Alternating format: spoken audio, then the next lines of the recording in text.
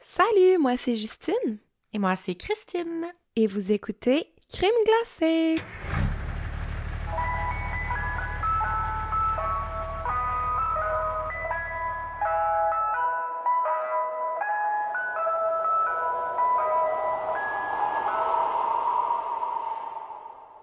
Bonjour, bonjour, bonjour! Coucou! J'espère que vous allez bien. Moi, je suis encore un peu malade, là. Je finis de me remettre d'une terrible grippe. Mais là, ça va. Une grippe d'homme. Oui, littéralement une grippe d'homme. J'ai pas les privilèges, mais j'ai la grippe d'homme. Ouais, c'est ça. Ça va passer, ça va passer. Tu vas encore avoir une petite voix mielleuse ce matin. Donc, gâtez-vous les oreilles. J'espère que vous allez bien. Là, au moment où on se parle, il y avait Patreon la semaine passée. Fait que vous avez eu un petit moment de break après mes 2 terriblement longs épisodes. Oui, ouais. Les 2 parties, là. Ouais, ceux qui sont pas sur Patreon, vous avez eu au moins une semaine pour vous en remettre, mais bravo, Cri, pour Ouais, vrai, c'est ça. quel travail. Je pense que tu t'es dépassé. Je me suis dépassée. Ouais. Mais pour vrai, j'ai senti que je m'étais donnée à 110% cette fois-là. Mais pas que les autres, je botchais, là, vraiment pas. Mais tu sais, c'était vraiment une grosse histoire. Puis normalement, j'aurais essayé de couper vraiment beaucoup de choses. Puis là, je me suis dit non. Mais t'as bien fait, je trouve. M'a tout dire, tant qu'à tout dire. M'a tout cherché. Bravo. Mais ouais, j'espère que vous avez pas trouvé trop le temps long pendant la petite semaine de break. Sinon, ben, vous savez quoi faire. Vous venez nous rejoindre sur Patreon. Oui! Oui, pour vrai, ça nous encourage beaucoup, là, si vous aimez ce qu'on fait, puis vous voulez nous donner un petit coup de pouce, ben abonnez-vous à notre Patreon, là. À la base, c'est vraiment pour nous encourager qu'on a installé ça, qu'on a instauré ça, mais ça vous donne aussi plein d'avantages puis de contenu bonus, fait que c'est donnant-donnant. Mais à la base, là, c'est vraiment pour nous remercier, fait que si vous aimez ce qu'on fait, puis vous pouvez vous le permettre, abonnez-vous, s'il vous plaît, ça nous aide énormément. Vraiment, vraiment, vraiment. On a un épisode bonus par mois. On met des lives.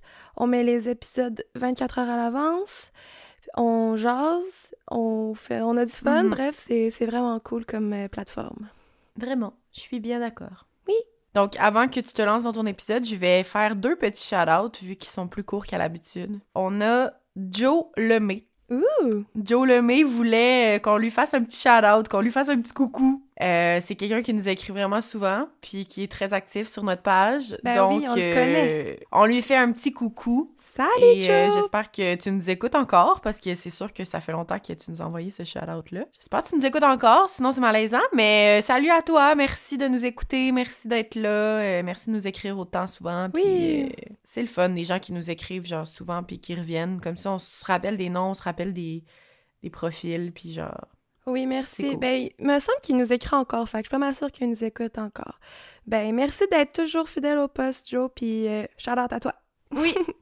Le deuxième shout-out, c'est de la part de Liam, qui veut qu'on fasse un shout-out à sa mère Maude. Elle nous écoute depuis, ben là, ça fait, là, le temps, il a avancé, là, mais je pense que c'est elle qui nous écoute depuis le plus longtemps, puis qu'elle lui a montré. Fait que lui, il commençait au moment où il nous a envoyé ce message à nous écouter, là. J'espère que Il a continué. les deux, vous nous écoutez encore, mais salut Maude, salut Liam, puis... merci d'être là. Oui. Merci de nous écouter. Salut à vous deux, puis merci d'avoir montré notre podcast à ton fils, Maude. C'est trop cool. Oui. Il y en a vraiment beaucoup des mamans filles, maman fils, fils papa, papa fille. OK. Quoi? C'était trop. Qu'est-ce que tu veux dire? C'est ce que je voulais dire. J'aurais juste dû dire, il y en a beaucoup des parents et des enfants qui se montrent. Bref, vous avez compris ce que je voulais dire, Colis. Bonjour à vous deux. C'est intrafamilial, ce podcast. Ouais, c'est ça. Donc voilà, c'était les 2 shout-outs aujourd'hui. Maintenant, on passerait à notre petite crème glacée du jour. Oui. Je vais y aller très rapidement, là. Ma crème glacée du jour, c'est quelqu'un qui me l'a écrit en DMs. Et c'est un affogato. Ah, miam. On l'a pas dit Miam. encore, ça, puis c'est vraiment bon. Puis moi qui est une C'est grande vrai, on buveuse l'a de pas dit café... encore. Non, on a dit crème glacée au café, mais on n'a pas dit affogato. Ah! C'est tellement bon, là. Mhm. Un affogato, ça n'a pas de bon sens. C'est vraiment simple. Ça devrait être plus dans ma vie que ça. Mais peut-être qu'on l'a pas dit... Peut-être qu'on... On l'a-tu déjà dit, cette saveur-là? Ben, je me rappelle pas. Parce que j'en ai tellement bu beaucoup cet été qu'on dirait que dans ma tête, ça aurait été vraiment logique que je le dise comme une saveur à un certain moment. Ah ben mais là, peut-être que pas. tu l'avais déjà dit. Mais je m'en souviens plus. Mais c'est pas grave, là. C'est tellement bon, ça a pas de bon sens. Ouais. Un petit espresso, un petit café avec une petite boule de crème glacée dedans, ça fait juste le bon kind of sweet. Oui, c'est le bon ratio amer, Ouais. sucré, là. Donc, merci à la cornette qui m'a rappelé que ça existait, les affogato. Et c'est ça ma Merci. saveur! Ben, miam, malade. J'ai un craving encore une fois. Depuis qu'on a recommencé le podcast au retour des fêtes, guess what? J'ai recommencé à m'acheter des pots de crème glacée. J'avais arrêté. Là, je suis repartie. C'est reparti. J'imagine que pour vous aussi. Donc, est-ce que tu es prête?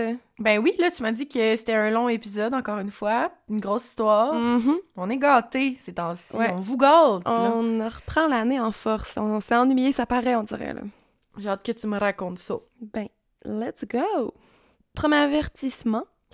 Cet épisode va traiter d'agression sexuelle, de pédophilie, de meurtre sordide et de mort d'enfants. Donc, on se revoit la semaine prochaine si c'est trop pour vous. Et ça doit faire un bout qu'on vous a pas vu si c'est trop pour vous parce que ça fait plein d'épisodes qu'on traite qui sont Ouais, c'est vraiment ça. intenses. Là.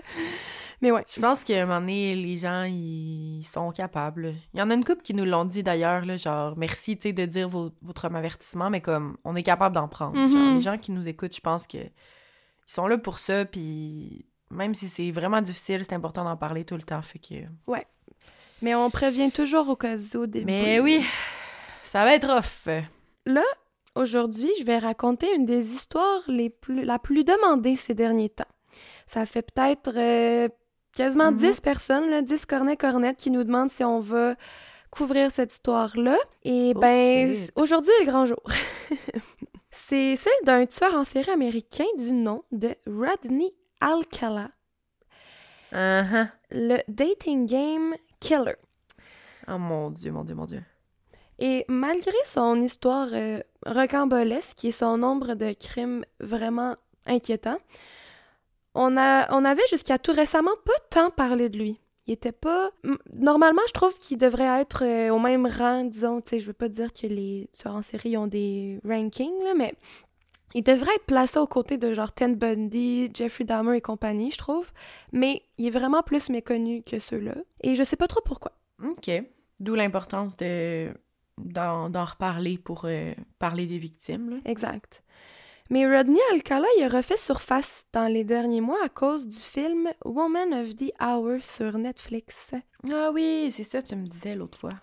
C'est une fiction inspirée de ce tueur en série-là, et je dis bien fiction. Ce n'est pas un documentaire ou vraiment une reconstitution des faits, là. Puis ce film-là, c'est aussi le début de l'actrice Anna Kendrick à titre de réalisatrice. Elle joue le personnage principal. Ben, elle joue pas le tueur en série, là, mais elle joue comme une femme qui est le personnage principal de l'histoire. Mais elle réalise aussi. Le film est assez bon, je vous le recommande vraiment. Puis je trouve que Anna Kendrick, elle a vraiment fait ses preuves là, à titre de réalisatrice. Des fois, je trouve que les acteurs ou les actrices, ils pensent à cause qu'ils ont joué devant la caméra, ben ils peuvent aller derrière puis diriger, mais c'est vraiment pas pareil. Mais elle, je trouve qu'elle a vraiment fait une bonne job. Fait que je vous recommande le film. Mais si vous l'avez vu puis vous n'êtes pas allé fouiner plus loin sur l'histoire derrière, ben laissez-moi vous surprendre parce que ça skip bien des affaires puis c'est bien pire, la vraie histoire derrière. J'ai hâte de savoir. Ouais, ça reste une fiction qui a réinterprété beaucoup les faits, là. Mhm. Mais je vais l'écouter, pour vrai, je me rappelle, là, je me l'étais noté, fait que... Ça il est s'écoute dans ma vraiment liste bien. sur Netflix. C'est vraiment un bon trailer puis c'est pas dégueulasse, là. Genre, c'est pas trop graphique, c'est juste vraiment... Ça vient te pogner, te stresser, plus que t'écœurer avec des trucs visuels horribles, genre. Là, j'ai dit que son surnom à Rodney Alcala, c'était le Dating Game Killer. Mhm.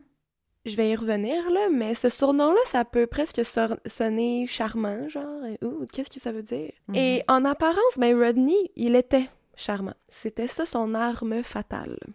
À l'époque, il était considéré comme un bel homme, charismatique, calme et intelligent. Il était vraiment facile d'approche, sociable, sans trop l'être non plus, là. Il était pas creepy, surtout au début, là. Puis il était pas le classique tueur en série vraiment awkward, asocial, qu'il reste immobile en se lance dans un coin d'une pièce puis il fixe le monde, là. Il avait vraiment une aptitude à attirer les gens vers lui. Puis c'est ça qui est le plus épeurant. Mais au fond, là, Rodney est tout sauf charmant, là. C'est un des tueurs en série les plus effrayants que les États-Unis ont connus, je trouve, parce que ses crimes sont extrêmement brutaux. On sait pas son nombre de victimes exact, puis il n'y a pas vraiment de profil de victime type, et il se promenait. Il restait pas juste à un endroit, donc il était vraiment imprévisible, puis il suivait aucune règle. Il n'y avait pas tant de modus operandi, mettons. Oui, un peu, mais pas assez pour construire un profil, puis pour pouvoir prévenir son prochain move. OK, c'était tout le temps genre des personnes aux profils différentes, puis ouais. À des endroits différents. C'était toujours des jeunes femmes, mais vraiment l'âge variait beaucoup. Ça pouvait être une petite fille de 12 ans comme une femme de 27 ans, tu sais. Fait que c'est quand même un gros range de victimes, je trouve. Rodney, il tue pour tuer. Il veut pas créer une panique médiatique, il veut pas jouer au chat et à la souris avec les policiers. Il tue, puis il aurait continué à tuer toute sa vie si c'était pas fait arrêter un jour. C'est pas comme le BTK ou le Zodiac qui laisse des indices, qui veut quasiment se faire pogner, comme le Abbotsford Killer un peu, on dirait qu'il cherchait quasiment à se faire attraper. Et surtout, contrairement à plusieurs tueurs en série, une fois attrapé, Rodney n'a pas commencé à s'attribuer plein d'autres meurtres irrésolus pour comme booster ses statistiques. Là. Il y en a beaucoup là, des tueurs en série qui disent en vérité, j'ai tué 100 personnes » puis là, ils veulent un peu... C'est juste Fred West là, qui dit qu'il aurait tué 30 personnes finalement. Ben Rodney, lui, il a toujours tout nié, donc on ne saura jamais exactement le nombre de victimes qu'il a fait. Son seul modus operandi, la seule chose qui se répète dans sa manière de tuer, c'est sa façon dont il attirait ses victimes. Rodney, c'est un photographe, et on peut quand même facilement tomber sous le charme d'un gentil photographe qui veut te montrer une belle photo ou qui dit que « Ah, t'es belle, veux-tu être mannequin pour une séance photo? » C'était ça sa manière d'attirer ses victimes puis de gagner leur confiance. C'est dommage, mais je dois avouer que ces photos sont quand même bonnes, mais je peux juste imaginer l'horreur qui se cache derrière parce qu'il y en a beaucoup que c'est probablement les derniers moments de ses victimes avant qu'il les tue. Et là, je vais juste prendre un petit moment pour vous dire chères jeunes filles et même jeunes garçons, acceptez jamais la proposition d'un gars ou même d'une fille random qui vous croise dans la rue puis qui veut vous prendre en photo, là, puis qui fait le classique de « Ah, je suis un photographe, je vous trouve très belle, vous vous habillez bien, venez donc chez moi prendre des photos dans mon studio, nanana. » Ouais, c'est pas de même que ça fonctionne, là. Non. C'est pas comme dans les films. Il y en a beaucoup en voyage. Il y en a beaucoup en voyage. Tu te souviens, ça nous était arrivé même. Oui. À Paris, mais tu sais, il nous avait pas demandé de venir chez lui, là, mais comme, tu sais, des photographes qui se promènent dans la rue puis sont genre, je vous trouve vraiment belle, est-ce que je peux vous prendre en photo puis je vous les envoie après, tu sais, il y en a quand même beaucoup. Ouais. Il faut faire attention. Ben, tu sais, si c'est on the spot, là, puis qui vous arrête puis veut juste prendre une photo puis repartir, qui fait, si ça vous tente, let's go, oui. Là. Mais si il veut vous amener quelque part... Ben, moi, je vous dis de dire non immédiatement ou sinon, demandez si vous pouvez venir accompagner de quelqu'un. Et là, si il dit non, ben, gros red flag. Bref, c'était ma petite interlude de sécurité. Puis si vous êtes photographe, by the way, faites pas ça, OK? C'est creepy. Non. Anyways, pour Rodney, un élément à ne pas oublier, c'est que ces crimes se sont passés dans les années 70. C'est quand même une autre époque, une autre mentalité. Les gens y étaient moins vigilants. Puis Rodney, ben, il était vraiment charismatique, puis il avait le style de l'époque, un peu hippie, les cheveux longs, le photographe bohème qui marche dans les rues. Fait qu'il fitait vraiment dans la vibe. Donc, Rodney Alcala, ou plus précisément Rodrigo Jacques Alcala Bucor, est le troisième d'une famille de 4 enfants. Il est né le 23 août 1943 à San Antonio, au Texas, de ses parents Raúl Alcala Bucor et Ana Maria Gutiérrez. Désolée de ma prononciation. Il habite avec ses 2 parents, son grand frère Raúl, sa grande sœur Marie-Thérèse, sa petite sœur Marie-Christine et sa grand-mère maternelle. À l'âge de 8 ans, sa grand-mère voit bien que son heure arrive bientôt, puis elle veut passer ses derniers jours dans son pays natal, le Mexique. Fait que toute la famille déménage du Texas pour retourner vivre au Mexique pour accompagner la grand-mère dans ses derniers moments. La grand-mère va mourir 3 ans plus tard, et vraiment pas longtemps après, le père Raoul abandonne la famille pour retourner vivre aux États-Unis. Puis ce qui est surprenant avec Rodney, c'est qu'à part cet abandon-là de son père, il n'y a aucune trace de quelconque événement traumatique qui aurait pu être la source de ce qui est devenu plus tard. Il n'y a pas eu de trauma qui aurait engendré un développement psychologique difficile. Puis quand son père l'a abandonné, il avait environ 12-13 ans. Puis tu sais, je suis pas psychiatre, là, mais il me semble que les blessures qui peuvent créer des psychopathes, disons, ça se passe beaucoup plus tôt, là. C'est vraiment dans la jeune enfance. Ouais. Donc 12-13 ans, j'ai l'impression que c'est quand même vieux.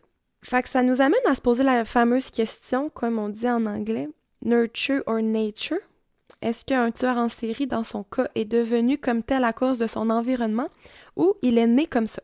Et pour Rodney, ben, j'ai l'impression qu'il est vraiment né de même.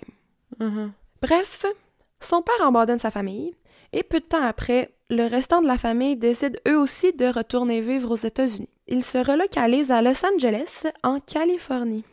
Rodney a une belle éducation, une belle enfance. Il est allé dans des écoles catholiques, il a un très bon élève, très intelligent, il a un QI de genre 140, là. Je sais que les tests de QI, ça veut pas tant dire grand-chose, mais quand même, il est pas cave.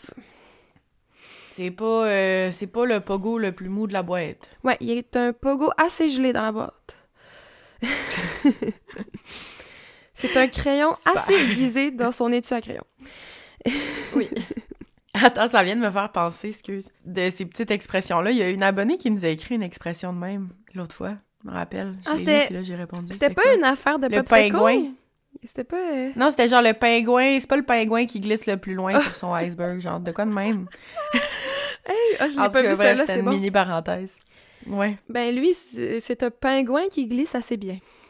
Durant ses années d'études, rien ne montre qu'il a un comportement dérangeant ou, de ce qu'on sait en tout cas, là, il a pas été déplacé avec les filles ou quoi que ce soit. Il y a plusieurs blondes et il développe un intérêt pour la photographie. Il prend des cours de piano puis il va même faire partie du comité de l'album de finissant de son école. Tu sais, il est épanoui, là. Il a des hobbies, c'est un artiste, il a des amis, des petites copines. Il est vraiment normal. À l'âge de 18 ans, Rodney étudie pour devenir parachutiste dans l'armée. Puis, il va tout de suite s'enrôler dans l'armée américaine ensuite. Il va rester dans l'armée 4 ans parce qu'en 1964, donc à l'âge de 21 ou 22 ans, Rodney, qui est assigné à une station en Caroline du Nord, va déserter l'armée. Pour aucune raison apparente, il va s'en aller et faire du pouce jusqu'en Californie pour rendre visite à sa mère sans préavis. Il va juste, un beau matin, déserter, faire du pouce, puis arriver chez sa mère. Puis là, sa mère, elle ouvre la porte, puis elle est juste genre « Hein? T'es pas censé être à l'armée? » Puis il y a aucune explication à y donner, il est juste genre « Salut, maman! » Ok, étrange. Ouais.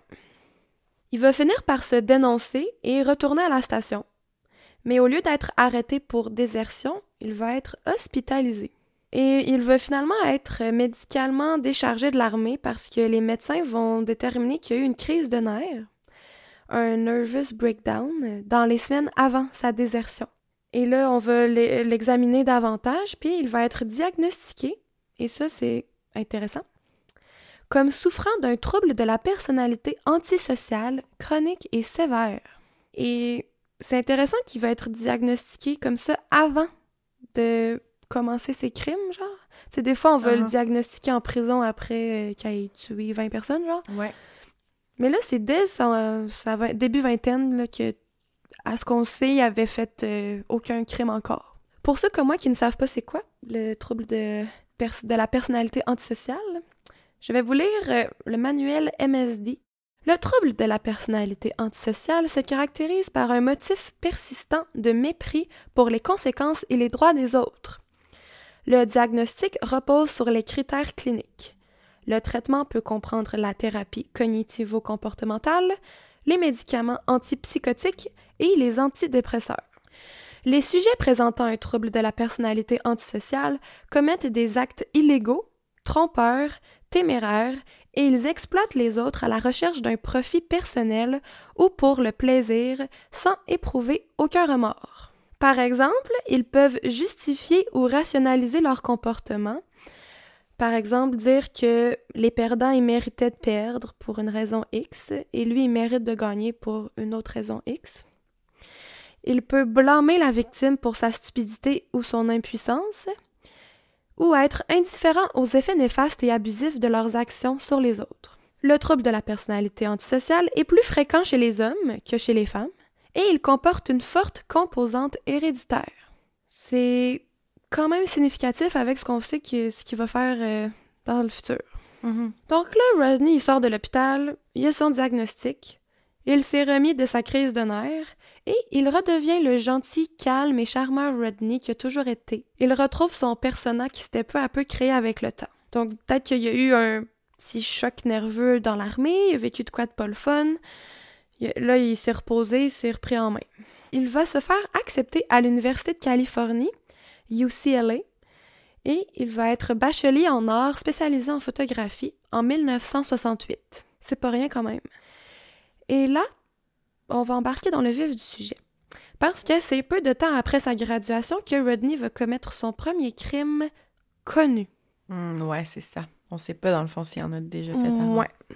Et vous allez voir, là, pour un premier crime, je trouve ça très intense. Donc, permettez-moi de douter que c'est son premier. Là, on est en Californie. C'est une belle journée ensoleillée. Le 25 septembre 1968. Rodney a 25 ans, il est à la fleur de l'âge, et il conduit sa voiture sur le Sunset Boulevard. Et là, il remarque une petite fille marcher sur le trottoir. Cette fille s'appelle Tali Shapiro. Elle a 8 ans. Oh non. Rodney s'arrête, il baisse sa fenêtre et avec un petit sourire des plus charmeurs, il lui propose un lift pour la reconduire à l'école. Et il dit que c'est un ami de ses parents. Classique. Mais là, sur le coup, Tali, elle n'est pas dupe. Elle n'est pas convaincue. Mais là, Rodney utilise pour la première fois, peut-être, sa ruse ultime. Il dit « Je suis un photographe. Viens, je vais te montrer une belle photo. I have a pretty picture to show you. » OK. Eh bien, la petite Tali, qui a juste 8 ans, est curieuse. Fait qu'elle se laisse influencer, puis elle embarque dans l'auto de Rodney pour voir ses photos, puis en même temps avoir un lift. Là, un homme dont j'éprouve tout mon respect, un certain Donald Haynes, conduisait lui aussi sur le Sunset Boulevard ce matin-là. Et là, tel un bon citoyen à l'œil de lynx, il a vu une petite fille se faire accoster dans la rue par un dude random puis d'embarquer dans son auto. Et Donald n'est pas dupe. Il décide de suivre la voiture de Rodney. Bravo. Ouais, vraiment. Et comme il le craignait, Donald, il voit la voiture se garer devant un bloc appartement sur DeLong Prairie Avenue et il voit l'homme et la petite fille entrer dans le bloc appartement. Puis il trouve ça absolument turbo-louche. Donald a un très bon instinct. Il sent tout de suite qu'il y a quelque chose cloche. Fait qu'il appelle la police puis il raconte au LAPD ce qu'il vient de voir. Bravo, Donald! Oui, good job. Dans tellement d'histoires, là, on voit des témoins qui préfèrent pas intervenir puis qui se disent « Ah, c'est peut-être son grand frère » ou puis ils tournent le dos à leur instinct premier, là. Ben non. Vaut mieux prévenir que guérir, les amis. Et là, bref, tu sais, il appelle le LAPD, mais je ne sais pas, moi j'entends beaucoup d'histoires que le LAPD sont pas toujours sa coche, là, sont quand même reconnus là, pour être pas les bestes. Puis sont pas pressés, disons, après avoir reçu cet appel-là, d'intervenir. Mais quand il arrive enfin à la résidence de Rodney, l'officier Chris Camacho cogne à la porte et Rodney sort sa tête par la fenêtre. Rodney, il dit « Ah, donnez-moi 2 secondes, là, je sors de la douche, j'arrive. » Fait que là, l'officier, il est comme « Bien sûr, je vais vous laisser le temps de vous habiller. » Il attend, dehors. Mais là, ça commence à être long, puis l'officier voit bien que Rodney va pas venir ouvrir la porte. Fait que là, Chris Camacho défonce finalement la porte et tombe sur une scène d'horreur. Oh non. Attends, mais t'as dit que c'était son premier meurtre connu? Ouais. Chris, ça commence pas bien? Oui. Crime connu. Ouais. Trigger warning. Oups, et je l'ai tellement mal dit. Trigger warning. Trigger warning. Ouais, je sens que ça sera pas beau. Nope. Partout dans la pièce, il y a des piles et des piles de photos de jeunes filles éparpillées. Oh my God. Chris Camacho trouve une traînée de sang au sol et la suit. Ça le mène du salon jusqu'à la cuisine. Et dans la cuisine se trouve la petite Tali, nue dans une mare de son propre sang. Oh my God. Fait qu'entre le moment que notre cher Donald a appelé le LAPD pour signaler qu'un dos de louche a attiré une jeune fille qui marchait dans la rue jusqu'à chez lui et que l'officier Camacho force son entrée dans l'appartement, Rodney a eu le temps de battre, agresser sexuellement, étrangler et défoncer le crâne de la petite Tali Shapiro, 8 ans, et surtout, il a eu le temps de s'enfuir.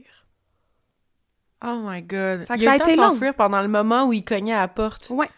Il est parti par la porte arrière. Puis l'officier il était super naïf et il a juste attendu. Puis après, genre, sûrement 5 minutes, il s'est dit « Bon, ben peut-être qu'il viendra pas. » Donald, là, le bon samaritain, il devait tellement être genre frustré en apprenant ça aux Ben nouvelles, oui. mettons, là, genre « Chris, je vous l'avais dit, c'était louche, pourquoi vous êtes pas arrivé plus tôt? » Tabernacle.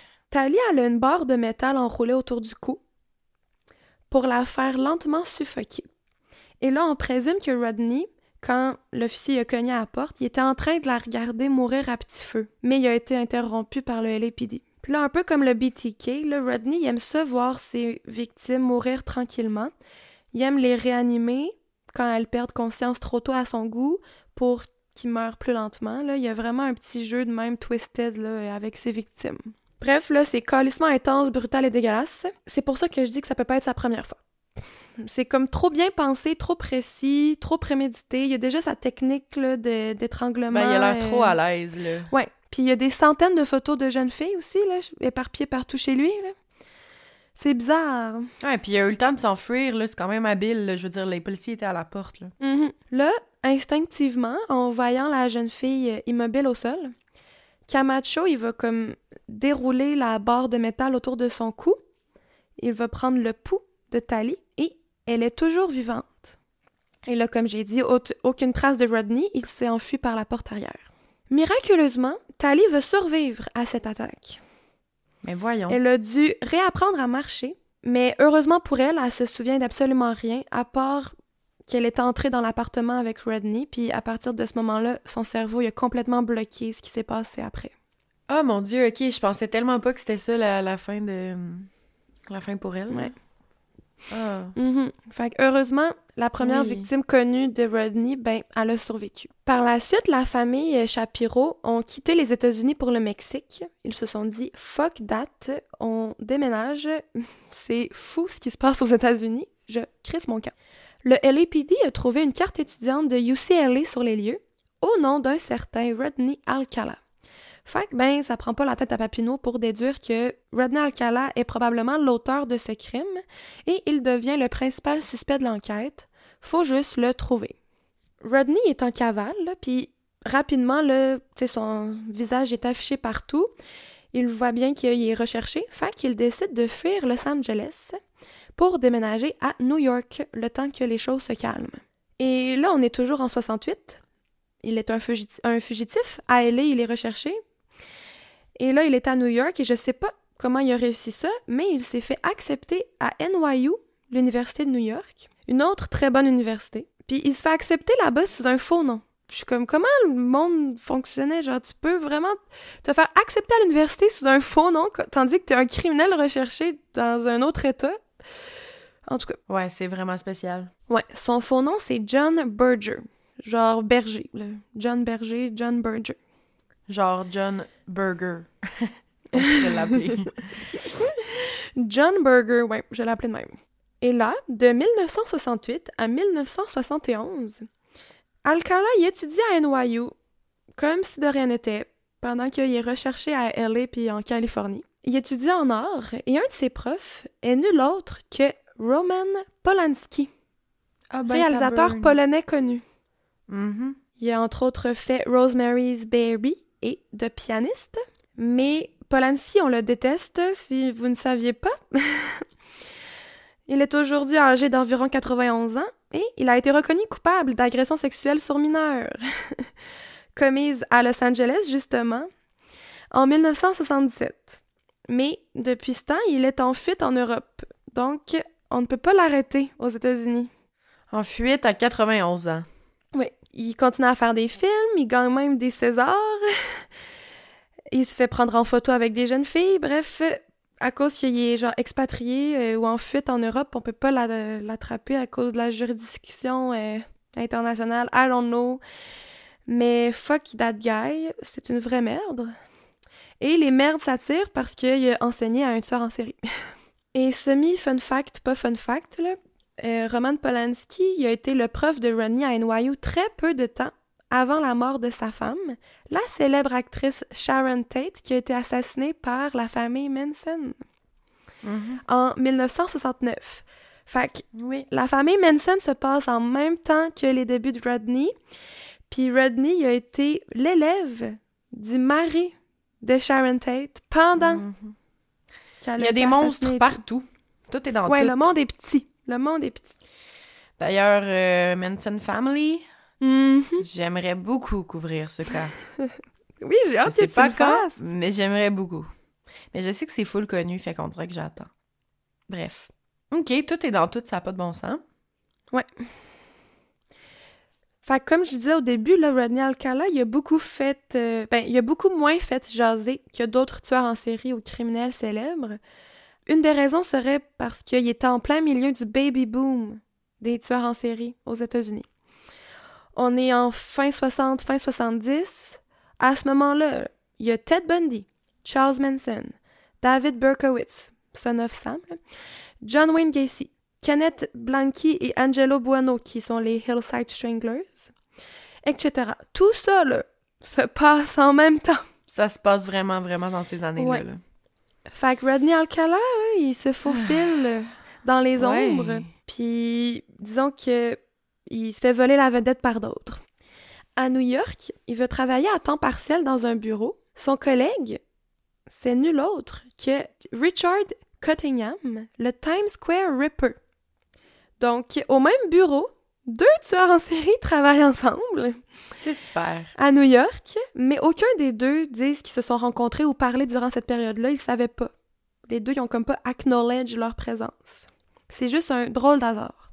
Est-ce que ça devait faire peur de vivre dans ces années-là, là? Ouais. Et d'ailleurs, tous ceux que je viens de nommer, on va probablement les couvrir un jour si vous ne les connaissez pas, mais leurs noms doivent quand même sonner une cloche, là, parce qu'ils sont très connus. Durant l'été, pendant et après ses études, Rodney, ou John Berger, travaille comme animateur dans un camp d'art et de théâtre pour jeunes filles au New Hampshire. Yark. Et selon les dires, il semble pas avoir commis quoi que ce soit au camp parce que tous ses collègues et les campeuses ont juste du bien à dire de lui. Dans certaines sources et certains podcasts, il disait peut-être qu'il était en train un peu de se pratiquer. En côtoyant des jeunes filles, il était en train de se pratiquer à être cool, à être charmeur, puis il établissait peut-être des skills sociaux à utiliser après ça sur ses victimes. C'était une théorie. On arrive en 1971, l'année de sa graduation à NYU. Je tiens à le rappeler, il est recherché à LA pour l'attaque contre la jeune Tali Shapiro qui a eu lieu 3 ans plus tôt. À New York, Rodney est un peu connu du coin pour être le photographe vagabond qui flâne dans les rues puis qui accoste spécifiquement les jeunes filles pour les prendre en photo dans la rue. C'est quand même toute une réputation, mais peut-être à cause de l'époque, c'est quand même pas nécessairement mal vu. Et il invite parfois les jeunes filles à aller faire des séances dans des lieux plus privés. Et il trouve souvent des filles qui sont volontaires parce qu'il est cute. Il y a un peu le pretty privilege. Ça, c'est chacun ses goûts, là. Je le trouve pas nécessairement super beau, mais bon, il avait un charme. En 1971 toujours, Rodney va commettre son premier meurtre connu. Ou du moins le premier qu'on va être capable de lier à Rodney Alcala. Il va utiliser sa technique du gentil photographe bohème sur la jeune agente de bord Cornelia Creeley, 23 ans.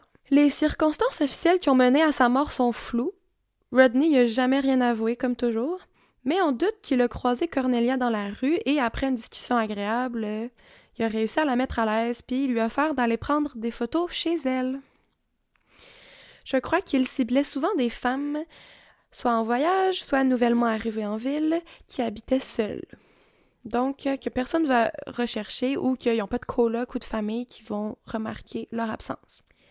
Le corps de Cornelia a été retrouvé plusieurs jours après sa mort, le 24 juin 1971, dans son appartement de Manhattan. Son visage est tuméfié, battu, avec des marques de morsures sur sa poitrine. Elle a été agressée sexuellement et un bas de nylon est enroulé autour de son cou. Sa brassière est même entassée dans sa bouche. Donc c'est vraiment une scène dégueulasse qui me fait penser encore une fois au BTK, ceux qui ont écouté l'épisode.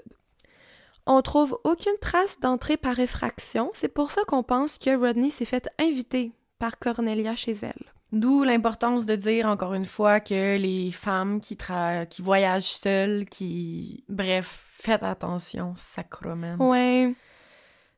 On prélève de la salive sur les traces de morsures, mais avec aucun témoin et aucune manière de relier de l'ADN à quelqu'un en 71, on veut retracer ce meurtre à Rodney Alcala seulement 30 ans plus tard, en 2011. Et ça va arriver beaucoup, j'aime répéter beaucoup, parce que la plupart des crimes que je nomme, tu sais, je les raconte en ordre chronologique, mais qui sont arrivés, mais pas qui ont été reconnus comme étant commis par Alcala. Mm-hmm. La plupart de ces meurtres-là, c'était des crimes irrésolus depuis bien longtemps. Donc, après une agression sexuelle sur une enfant qui a frôlé la mort et un meurtre à son actif, Rodney Alcala, sous le pseudonyme John Berger, vit toujours sa vie à New York. Un mois plus tard, en juillet 71 toujours, Rodney Alcala apparaît sur la liste des 10 criminels les plus recherchés du FBI pour l'attaque sur la petite Shapiro, après 3 ans en cavale. Fait que là, après 3 ans, le FBI est sur le dossier puis ils le mettent sur la Top 10 Most Wanted list. Ça a été long, je trouve, là, mais bon. Un autre mois passe. Août 1971. 2 petites filles, probablement des futurs fans de True Crime, vont au bureau de poste pour une raison X. Et là, je dis futurs fans de True Crime parce que pour se donner une petite frousse ou pour assouvir leur curiosité morbide, I don't know, les 2 filles décident d'aller voir la liste des 10 criminels les plus recherchés du FBI, qui était affichée au bureau de poste. Ils veulent aller voir sur le babillard du bureau de poste, là. Puis là, ils regardent les fugitifs, puis ils sont comme « Oh my God, spooky! » Ben voyons. En même temps, ils savent, ils sont au courant. Ils se mettent encore plus à l'affût, j'imagine. Ouais, ils se disent « Rappelons-nous de ces visages. » Ouais. Mais tu sais, ils sont vraiment jeunes, là. Je pense qu'ils ont en bas de 16 ans, là. Et là, elle regarde une photo en particulier où il est écrit en dessous « Fugitif recherché pour viol sur mineur et tentative de meurtre ». Et elles se disent « Oh my God, c'est Mr. Berger? » Les 2 filles allaient au camp de théâtre que Rodney travaillait. Hostie. Et un des animateurs, c'est Mr. Berger. Le gentil Mr. Berger, que ça fait 3 ans qu'il est animateur à leur camp de théâtre d'été au New Hampshire. Puis c'est comme encore d'actualité, là. Mettons, genre, c'était leur animateur l'été passé, mettons. Oui. Oh, shit. Et on est en août. Donc, présentement, il est au camp, en train de travailler. Probablement sous le prénom de Cantaloupe, ou quelque chose de même, vu que c'est un camp d'été. Ou Burger. Juste Burger. Ouais. Ah, sacre bleu que ça doit faire peur. Fait que là, les 2 petites filles capotent et appellent tout de suite la police. Et le 11 août 1971, la police se rend au camp George Mill Hills au New Hampshire et arrête Mr. Berger, qui est en réalité Rodney Alcala, qui a désormais 28 ans. Oh shit. Hey, bravo à ces 2 petites filles-là, voyons. Oui! Vive le true crime! Non, c'est Ben, pour ça vrai, là... avec le true crime, là, mais... Non, mais c'est une petite bonne idée qu'ils ont eue, là, d'aller voir ça, là. Je sais pas qu'est-ce qu'ils... Ils s'emmerdaient cette journée-là, puis ils ont décidé de faire ça, mais comme, wow, bravo. Mm-hmm. Oui, vraiment.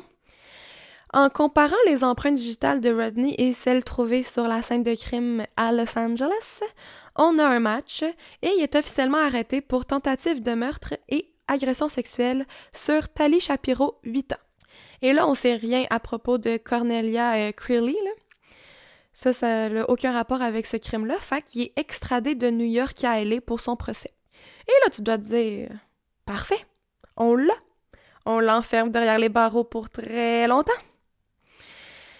Mais détrompe-toi, ça va arriver souvent qu'il se faufile entre les mailles du filet. L'affaire, là, c'est que rendu au procès, la famille Shapiro, là, qui est rendue au Mexique, elle veut pas retourner à LA pour le procès. Elle veut pas faire témoigner la petite fille. Elle est trop traumatisée, puis ils veulent pas refaire vivre ça à leur fille. Je peux comprendre, là, ils ont compris de la manière la plus brutale possible que la vie est cruelle et injuste, puis ils se sont dit, ben gars, on va se protéger nous-mêmes, on va être égoïste, puis on veut pas retraumatiser notre fille. Fait qu'on se choisit. C'est difficile de l'en vouloir, mais ce choix va changer le cours des événements. Mais quand même, moi je trouve ça complètement ridiculous, parce que le procureur s'est dit que je vais offrir un deal à Rodney, mais est-ce que j'aille les deals, là, les fameux deals? Fuck les deals, OK? Parce que il y a d'autres témoins que Tali Shapiro, là. On a Donald, là, qui a vu Rodney la kidnapper. On a les empreintes digitales, on a sa carte étudiante, on a son appart qui est la scène de crime, là. Oui, puis ils ont cogné à la porte, puis ils l'ont vu par la fenêtre. Ouais. Ils ont vu qu'il était dans l'appartement, puis quand ils sont rentrés, il était plus là, puis il y avait ça. Tu sais, comme « Allô? Il vous faut quoi de plus? » C'est peut-être que je manque certaines nuances juridiques, là, mais quand même, je trouve ça affreux d'offrir un deal à un crime de la sorte, là. Ouais, mais c'est vrai qu'on connaît pas ça, tu sais, on n'est pas des professionnels en justice et toute la patente, mais pour nous qui ne connaissent pas ça, ça nous paraît évident que c'est complètement stupide, qu'est-ce qui se passe, puis en tout cas. Mais je vais t'expliquer c'est quoi le deal en question, là. Ça n'a aucun bon sens. OK. Le marché qu'il offre à Rodney, c'est d'éliminer la charge de tentative de meurtre et de seulement garder celle d'attouchement sur mineur. Attouchement. Elle était à moitié morte, le crâne fracassé, nue dans une mare de sang avec un tuyau de métal enroulé autour du cou. Et lui, il dit « Ah, on va juste garder la charge de attouchement. » OK, c'est les attouchements les plus brutals que j'ai jamais vus de toute ma vie. Ouais, c'est ça, là.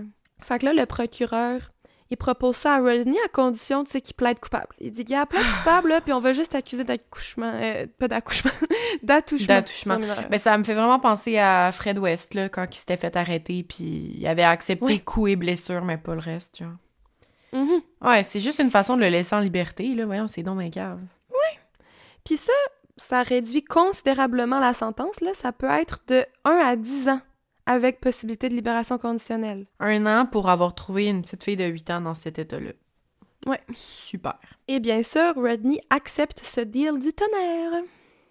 Mais là, sans charge de tentative de meurtre, la Cour des libérations conditionnelles ne sait pas à quel point Rodney est un dos dangereux. Et encore aujourd'hui, on est très clément avec les pédophiles et attouchements sexuels pour une raison obscure que j'ignore. Les sentences sont jamais bien longues là, pour les pédophiles. Donc, pour bonne conduite, et après une évaluation psychiatrique, Rodney Alcala va être libéré seulement 2 ans après sa sentence. Je suis découragée, déjà. Je comprendrai jamais les affaires de bonne conduite, là, parce que, bien sûr, là, que les pédophiles puis les violeurs de femmes, ils ont bonne conduite en prison, parce qu'il y a pas d'enfants puis il y a pas de femmes en prison. Tu veux qu'ils violent quoi, qu'ils touchent quoi, là, tu sais? N'importe qui peut avoir une bonne conduite si tu lui dis qu'en ayant une bonne conduite, il va être libéré, là. N'importe qui, là. Même la personne la plus méchante au monde. Je suis exaspérée. Et ce ne sera pas le seul moment que nous serons exaspérés. Mais c'est ça, j'ai l'impression que ça fait encore juste commencer, là. Rodney Alcala obtient donc sa libération conditionnelle en août 1974, sous la condition qu'il doit être enregistré comme prédateur sexuel par le Monterey Park Police Department. Au moins, il est sur la liste des pédos. Et il a 31 ans à présent. À sa sortie de prison, Rodney retourne vivre chez sa mère, qui l'aime malgré tout, et se fait ensuite engager comme photographe dans un magasin à LA. Parce qu'une condamnation d'agression sexuelle sur mineur gâche vraiment des vies, hein? On voit ça, il se trouve une job direct en sortant de prison. Ouais, comme photographe, est-ce qu'on se rappelle qu'on a trouvé beaucoup trop de photos de mineurs dans son appartement? Qui veut l'engager comme photographe? Calice. Et, sans grande surprise, 3 mois à peine après sa libération, Rodney récidive. Il utilise le pseudonyme John Rold. Le 13 novembre 1974, à bord d'un station wagon, il roule à Huntington Beach et remarque une jeune fille du nom de Julie, 13 ans. Même petit manège qu'avec Tali Shapiro. Genre même spot quasiment, même profil de victime, même technique pour l'attirer. Il lui propose de la reconduire à l'école puis de lui montrer une pretty picture, parce qu'il est photographe. Et Julie, 13 ans, embarque dans le station wagon, naïve et impressionnable. Mais quand la voiture passe tout droit devant son école, la jeune fille commence à comprendre et se met à paniquer dans l'auto. Elle crie et elle se débat, mais Rodney réussit à la maîtriser et il se stationne au bord de la Pacific Coast Highway, dans un endroit isolé, proche d'une falaise. Là, il force Julie à sortir de la voiture, puis les deux marchent plus loin encore, loin des regards. Rodney la force à fumer du cannabis et se prépare ensuite à l'agresser sexuellement. Mais Dieu merci, un garde forestier au flair impressionnant sent l'odeur de cannabis dans les environs. Fait que là, il suit l'odeur, puis il s'attend genre à chicaner des jeunes hippies qui fument dans la forêt, mais il tombe plutôt sur Rodney en train de faire quelque chose de bien, bien pire. Là, Julie a crié à l'aide, là, a dit « J'ai été enlevée, j'ai été kidnappée, je le connais pas », mais le garde forestier, bon, il comprend pas trop la situation, puis il décide d'arrêter les deux, autant Julie que Rodney. Mais tu sais, ça va pas prendre beaucoup de temps qu'ils vont réaliser que Julie, c'est une victime dans tout ça, puis elle va se faire libérer. Ben oui, allô, elle a 13 ans, voyons. Ouais, c'est ça, mais il a comme pas pris de chance, c'était comme que je vous arrête tous les deux. Ouais. Et en faisant un background check sur Rodney Alcala, ben, il voit qu'il est en libération conditionnelle pour attouchement sur mineur. Oupsie doupsie. Le 26 novembre 1974, Rodney est accusé et chargé de violation de sa libération conditionnelle, vente de cannabis et d'enlèvement, pas d'agression sexuelle sur mineur.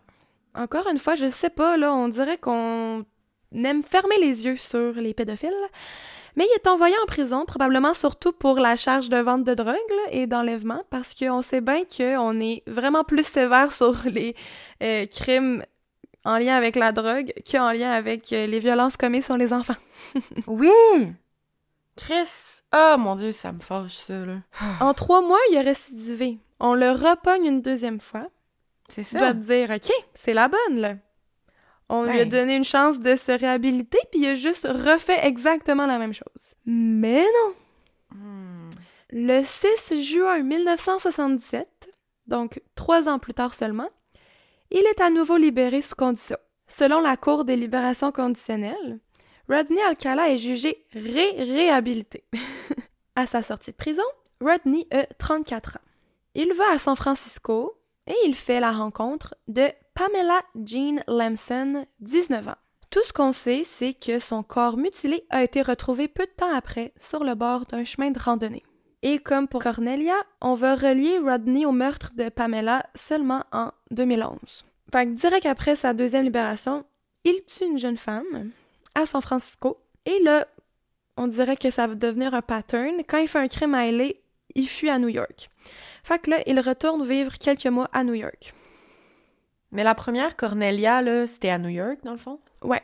Fait il alterne vraiment New York, LA, New York, LA.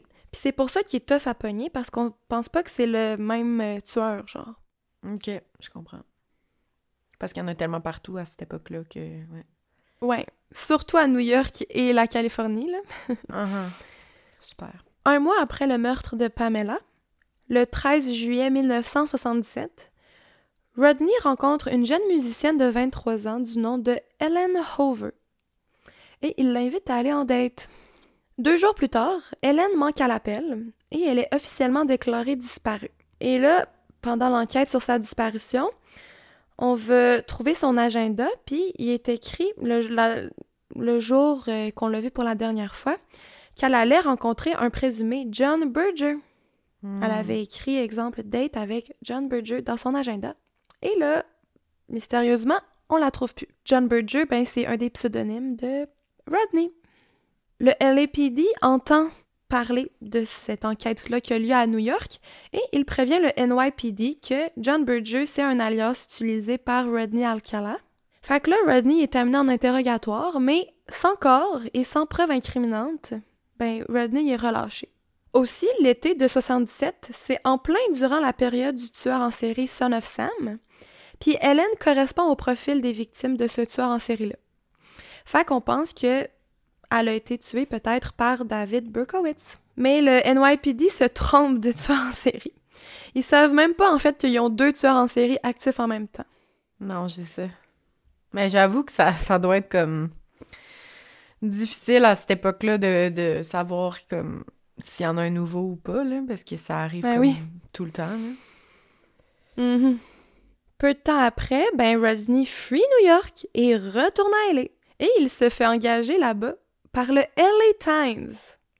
Mais voyons! Pas Hollywood PQ ou le sac de chips, le LA Times. Sous son vrai nom, sous le nom Rodney Alcala. Il a été sur la Top 10 Most Wanted du FBI, puis il est enregistré comme prédateur sexuel récidiviste. Mais aucun journaliste a fait une petite enquête avant de l'engager. Je suis comme découragée, je sais pas quoi dire. Je comprends vraiment pas. Au bureau du LA Times, Rodney est connu comme un collègue sympathique, travaillant, mais qui fait beaucoup de name-dropping.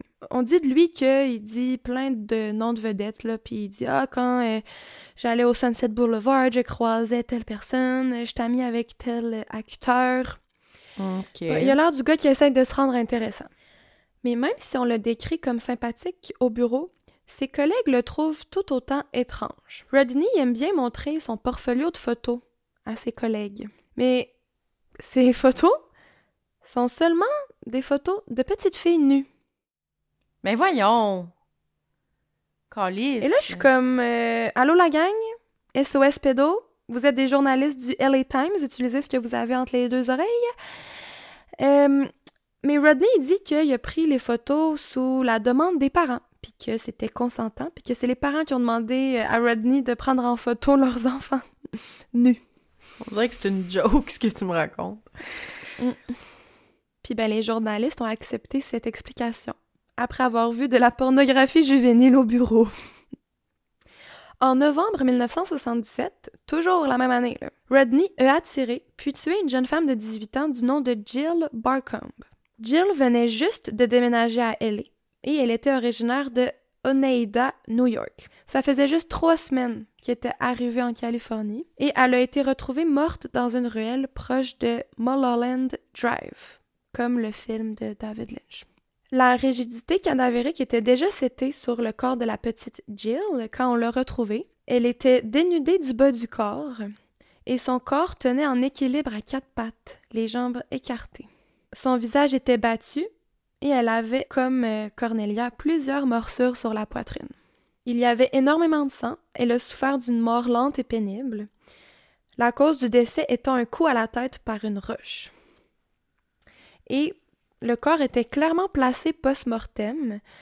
La ruelle n'était pas le lieu de son décès. Rodney l'avait déplacé et exposé là pour provoquer. Puis c'est la première fois qu'il fait ça. C'est un nouvel ajout à son modus operandi. Il a l'air de prendre de plus en plus de plaisir à faire ça. À ce stade-ci, en Californie, on est en plein milieu de l'enquête pour les Hillside Stranglers.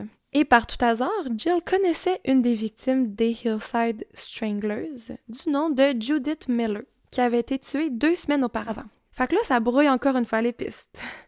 Autant Son of Sam que les Hillside Stranglers sont actifs dans les régions des meurtres commis par Rodney. Fait qu'à chaque fois, à la base, quand on retrouve les corps des victimes, on pense que c'est un de ces tueurs en série-là. Fait que là, Rodney, il passe vraiment dans le beurre, là.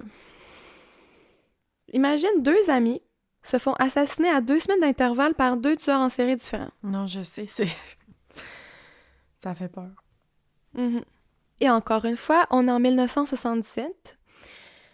Avec l'ADN trouvé sur les lieux, on n'a pas pu faire grand-chose, puis on n'a pas pu relier le meurtre de Jill à Rodney tout de suite. Ça va prendre jusqu'en 2010. 1 mois passe. Décembre 1977. Rodney fait une autre victime. Il chôme pas, là. On est toujours la même année qu'il a été libéré sous condition. Fait que si on l'avait gardé plus longtemps, toutes ces femmes-là seraient encore en vie. Décembre 77, Georgia Wickstead, une infirmière de 27 ans, est portée disparue. Elle s'est pas pointée au travail, puis personne n'a eu de nouvelles d'elle depuis qu'elle est allée reconduire son amie Barbara Gale le soir après un bar. Elle l'a reconduit chez elle, puis après ça, on a perdu sa trace. On retrouve le corps de Georgia le 16 décembre. Elle a été agressée sexuellement et battue à mort dans son propre lit. Il y a du sang partout, jusque dans la salle de bain, où visiblement son meurtrier a essayé de se laver au lavabo. On trouve énormément d'ADN et une empreinte partielle de main. Mais je me répète, on n'est pas capable de relier ça à Rodney tout de suite. Et il a changé sa méthode cette fois-ci parce que là, il y a une trace d'entrée par effraction. Il a délaissé sa ruse de photographe, peut-être qu'il l'a juste suivie jusqu'à chez elle, il a vu qu'elle habitait seule et il a forcé son entrée. En mars de l'année suivante, donc 1978, Rodney retourne en prison pas très longtemps pour possession de cannabis. Et la raison derrière, c'est que le LAPD commençait de plus en plus à le trouver louche. Il était en pleine enquête sur les Hillside Stranglers, qui étaient actifs au même moment. Et là, ils ont parcouru la liste des agresseurs sexuels enregistrés. Ils ont vu le nom de Rodney, ils ont vu qu'ils l'ont trouvé louche, fait qu'ils sont allés l'interroger en pensant qu'il était le Hillside Strangler. Mais pendant l'interrogatoire, ils n'ont pas tant eu de réponse concluante, mais ils ont trouvé du weed chez Rodney, fait qu'ils l'ont arrêté et emprisonné quelques mois. Ben oui, bonne raison. Mais ça va vraiment pas durer longtemps, là, il va être libéré peu de temps après. En juin de la même année, le 24 juin 78, le corps mutilé d'une femme nommée Charlotte Lamb a été retrouvé dans une buanderie d'un complexe d'appartements à El Segundo, en Californie. Encore une fois, on va relier ce crime à Rodney que des décennies plus tard. Il arrête pas, là. Il fait ce qu'il veut. Non, c'est ça. Puis ça me fait peur l'année qu'on est rendu parce que t'as dit qu'on trouvait les trucs en 2011, là. Ça me fait peur. Le corps de la jeune femme était encore une fois placé volontairement de manière provocatrice et une sandale attachée à un lacet était enroulée autour de son cou. Rodney enchaîne les meurtres un après l'autre sans jamais se faire prendre. C'est autour du même moment qu'une femme approche la police pour dire qu'elle a eu une session photo avec un homme louche nommé Rodney Alcala près de l'exacte localisation où on a retrouvé la dépouille de Ellen Hoover, une de ses victimes que j'avais nommée tantôt, qui avait été retrouvée proche d'un sentier. Mais la police fait rien de spécial avec cette information-là. Fait que, tu sais, il tuait pas chacune de ces... chacune des femmes qui prenaient en photo, là, c'était quand il filait. Fait qu'il y a beaucoup de femmes là, qui se sont faites prendre en photo par lui puis qu'ils s'en ont sorti indemnes par chance, tout simplement. Parce que ça ne tentait pas cette journée-là. Ouais, ou ça la donnait pas, ou finalement, il y a quelqu'un qui les a vus. Ouais. On arrive le 13 août 78. Journée normalement très cool. Ta fête, ma chère Christine. Mais le 13 août 78, on va comprendre pourquoi Rodney Alcala sera nommé le Dating Game Killer. Je vous rappelle, ce jour-là, Rodney Alcala est un participant à l'émission télévisée nationale nommée The Dating Game en tant que Bachelor Number 1. Ouais, c'est la raison pourquoi je connais ce cas-là, mais c'est tout. Ouais. Voir là qu'on sait qu'est-ce qui est, là. On sait que c'est genre... Oui! Il est sur la liste des prédateurs sexuels, on sait qu'il a été accusé pour tentative de meurtre, on sait qu'il est photographe, tu sais, comme, comment ça se fait qu'on lui donne autant de visibilité, genre, dans les médias et tout. C'est fou! Il est en plein milieu de son murder spree, là, en plein milieu de sa série de meurtres. Puis la police, là, commence à l'interroger, tu sais, il s'est fait interroger quelques fois. Puis lui, il décide de passer à la télé. Ouais. Pour l'instant, il y a 6 meurtres à son actif, si c'est pas plus, là, dont 5 commis entre 77 et 78, là. 5 la même année. Puis là, il prend une petite pause pour passer à la télé. Le producteur de l'émission, Chuck Barris, il a pas pris la peine de faire le moindre background check en acceptant un fucking tueur en série à son émission. Je vais vous expliquer ce qu'est le Dating Game. C'est un jeu télévisé animé par Jim Lange, dont le but est, entre guillemets, de trouver l'amour. Parce que, ben, on s'entend que... ça lève pas haut. Ouais, puis souvent, c'est pas la raison principale, là. C'est plus de passer à la télé puis de devenir connu, mettons. Ouais. Le tournage se fait live, devant public, dans un studio. Et le concept est de placer une jeune femme derrière un mur où elle doit poser des questions à l'aveugle à 3 hommes, 3 bachelors, que le public voit, mais pas elle. Fait que c'est un peu comme une date à l'aveugle. Les questions sont volontairement salaces et très douchebag. Et les gars sont un peu coachés là, pour faire des réponses salaces aussi. Le but, c'est plus de faire rire le public. Et à la fin, la demoiselle doit choisir un des 3 bachelors, selon sa voix et ses réponses. Une fois le gars choisi, on dévoile à la femme le visage des 3 participants et les 2 tourtereaux gagnent une date ensemble. Mais tu sais, normalement, dans les participants, il n'est pas supposé avoir un tueur en série. Non, exactement. C'est pas censé être un critère. Et pour cet épisode, c'est la charmante Cheryl Bradshaw qui est la Woman of the Hour, qu'on appelle, d'où vient le titre du film. Et c'est le rôle que va incarner Anna Kendrick dans le film que je vous ai parlé. Et le film tourne beaucoup autour du tournage de cette émission-là en particulier. Donc là, on présente les 3 bachelors. Et l'épisode complet est disponible sur YouTube. Je vais le mettre en description. Et là, tu iras écouter après, là, mais je pense qu'au montage, je vais insérer là, des extraits pour que vous puissiez entendre. Ouais, je vais clairement aller l'écouter après, c'est sûr. Mm-hmm. Voici comment Rodney est présenté par l'animateur Jim Lange. Thank you very much. Thank you. And welcome to the dating game. And we'll get right underway. It's time to meet our first 3 eligible bachelors for game number 1. And here they are.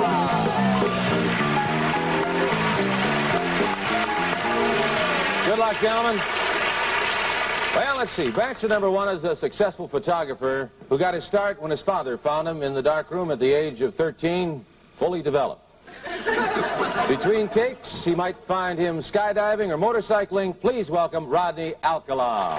Rod, welcome. Je vais traduire, là. Le Bachelor Number 1 est un photographe à succès qui a fait ses débuts lorsque son père l'a trouvé dans la chambre noire à l'âge de 13 ans, complètement développé. Et là, rire de la foule, c'est un jeu de mots entre développer une photo argentique et avoir son pénis d'adulte. Terrible. Excusez. À 13 ans. Genre, tu vois le genre de joke qu'ils font, là? On est en 1978. L'animateur poursuit. Entre 2 prises de vue, il peut faire du parachutisme ou de la moto. Accueillez, s'il vous plaît, Rodney Alcala. Tu sais, il utilise son vrai nom puis tout, là. Et là, la foule l'applaudit. Il sourit et il est creepy. Creepy n'est pas le terme, là. Genre, même si tu sais pas que c'est un tueur en série, il y a quand même une aura, là, vraiment creepy qui dégage de lui, là. Welcome, if you will, sensational Cheryl Bradshaw. Hello, Cheryl. Don't sit down yet. Just a minute. Want to make sure everything is straight. You relaxed? You feel okay? All right. You know there are 3 bachelors over there. There'll be 1, 2, and 3. Ask them anything you like to find out more about them, except their name, age, occupation, or income, okay? And we're going to start by having them say hello to you and see how they sound. Number 1, would you say hello to Cheryl, please? We're going to have a great time together, Cheryl. Okay. Number 2. Une des questions que Cheryl va poser est « Quel est ton moment préféré de la journée? » Bachelor number 1. Yes. What's your best time? The best time is at night, nighttime, Why do you say that? because that's the only time there is. The only time? What's wrong with morning, afternoon? Well, they're okay, but nighttime's when it really gets good. Then you're really ready. Rodney va répondre « The best time is night time. » Genre, le meilleur moment, c'est la nuit. Cheryl va dire « Pourquoi tu dis ça? » Puis là, il va dire « Parce que c'est le seul moment qu'il y a. » Cheryl va dire « Le seul? Qu'est-ce qu'il y a de mal avec le matin, l'après-midi? » Rodney va dire « Ouais, sont corrects. Mais la nuit, c'est vraiment là que ça se passe. » Puis là, il va comme faire une petite insinuation salace. Mais tu sais, quand on sait qu'il tue des gens la nuit, là, t'es comme « OK. » Non, ça, c'est... Il pose d'autres questions, là, puis tu sais, les autres participants répondent. Et la dernière question, c'est « Tu es un repas et je te sers. Comment tu t'appelles? » A bachelor number 1. I am serving you for dinner. Oh, What are you called and what do you look like? I'm called the banana, and I look really good. Can you be a little more descriptive? Peel me.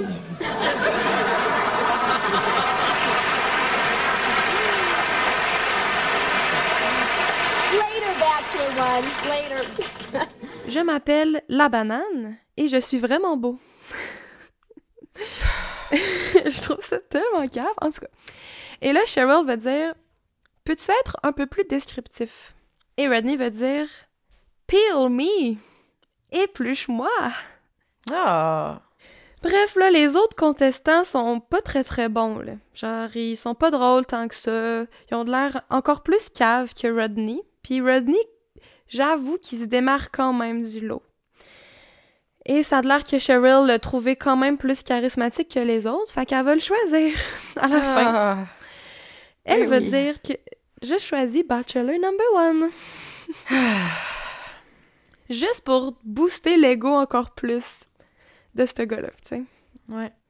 Mais quand Rodney se dévoile, et que là, le mur s'ouvre et Cheryl peut le voir, on sent tout de suite dans sa face là, qu'il est pas down. On dirait qu'il est genre « Oh, merde! » Pauvre petite, là. Elle essaie de cacher sa déception, mais je pense que Rodney est juste pas son genre. Mais comme l'émission le veut, Rodney va mettre son bras autour de sa taille, puis là, les deux vont être super proches l'un de l'autre, puis ils vont regarder l'animateur en souriant, même que je pense qu'il lui donne un bec sa joue ou quelque chose, là, puis l'émission va se conclure. Les deux gagnent des leçons de tennis et un voyage à Magic Mountain. Mais à peine après avoir passé quelques minutes avec Rodney, après le tournage, dans la loge backstage, j'imagine, Cheryl va appeler la production et va dire « Je suis pas à l'aise en présence de Rodney. Je veux plus jamais le revoir. Il est trop creepy. Je veux même pas le prix. Oublions ça. Je veux pas aller faire du tennis avec ce gars-là, puis je veux pas aller à Magic Mountain. » Et ils se sont jamais revus. Ben, thank God. Une fucking chance, parce que clairement, elle était sa prochaine victime. Ben oui. Mais c'est quoi l'idée, esti? Elle l'a senti direct, là. Ben, ce que tout le monde aurait dû faire, là, genre les gens de l'émission, ils auraient jamais dû lui donner cette opportunité-là, là. Ben non! Elle avait un bon instinct, la belle Cheryl, parce que elle a tout de suite fait « No thanks ». Un des autres bachelors durant l'émission, là, il s'appelle Jed Mills, va dire beaucoup plus tard que lui aussi trouvait Rodney vraiment creepy durant le tournage. Il le trouvait obnoxious, il interrompait la parole des autres, puis il essayait d'intimider les deux autres bachelors. Là. Il était comme c'est toujours moi qui finis par avoir le dernier mot, genre, tu sais, entre les takes, là, il était vraiment bizarre. Rodney veut dire, suite au rejet de Cheryl, que Cheryl joue la hard to get. Genre que elle veut juste faire ça difficile, elle me jouer dans le dos. Genre son ego est vraiment blessé, puis là, il est orgueilleux. Mais bon, malgré son apparition à The Dating Game, rien ne change. Rodney retourne à sa vie normale, comme si de rien n'était. Quelques mois à peine après son apparition à The Dating Game, les Hillside Stranglers sont enfin arrêtés. Donc, Kenneth Bianchi et Angelo Bueno sont arrêtés et accusés de kidnapping, torture, viol et meurtre de 10 femmes entre octobre 1977 et février 1978. Fait que c'était un killing spree, là. En les interrogeant, les enquêteurs essaient de les faire avouer le meurtre de Jill Barcombe, la jeune fille de 18 ans, parce que la police avait assumé que c'était eux. Mais à leur grand désarroi, les deux tueurs ont avoué plein de meurtres, mais ceux-là, ils disent que c'est pas eux. Fait que là, le LAPD réalise « Oh shit, on a un autre tueur en série dans nos rues. » On arrive en 79. Le 13 février 79. Rodney Alcala embarque une jeune fille de 15 ans qui fait du pouce. C'est une fugueuse, une runaway, qui s'appelle Monique Hoyt. Il l'embarque puis lui propose de la prendre en photo parce qu'il cherche un modèle pour participer à un concours de photographie. Puis que s'il gagne, il pourrait split l'argent du prix. Et là, avec son sourire charmant et la mentalité un peu vagabonde de Monique, ben elle se dit « Bien sûr, j'ai pas d'argent, je t'en fugue. Let's go. » Il décide de faire la séance photo le lendemain. Fait que le soir, les deux dorment chez la mère de Rodney. Genre Monique, probablement qu'elle avait nulle part où dormir, là, mais tu sais, la mère de Rodney a dit rien que son fils de 36 ans ramène une petite fille de 15 ans à la maison. Mais ça a l'air que rien de bizarre s'est passé. Ben en fait, sa mère, elle doit être au courant de quand même toutes les mêmes affaires ouais, que je sais toute pas, la là. population. Ouais, c'est comme pas clair.